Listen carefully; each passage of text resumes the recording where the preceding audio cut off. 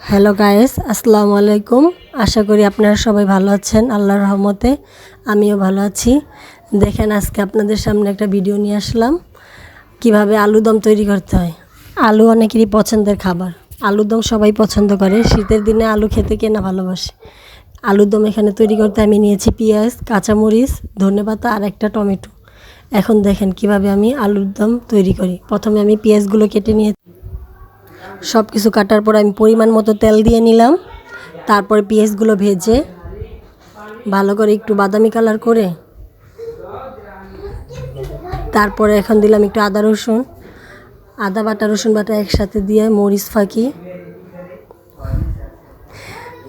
পরিমাণ মতো হলুদের গুঁড়া, তারপরে আমি লাড়লাম। তারপরে সব মশলাগুলো দিয়ে ভালো করে কষিয়ে নিলাম। কষানোর পরে পরিমাণ মতো পানি ঢেলে তারপর আলুগুলো দিয়ে দিলাম। আলুগুলো দেওয়ার পরে ভালো করে কষিয়ে নিয়ে এখন কতক্ষণ দম দিব। দম দেওয়ার পরে কতক্ষণ ভালো করে সিদ্ধ করে নিতে হবে আলুগুলো। যে আমার আলুর দম হয়ে গেছে। আলুর দম খেয়ে আমার মেয়ে কি বলছে দেখেন।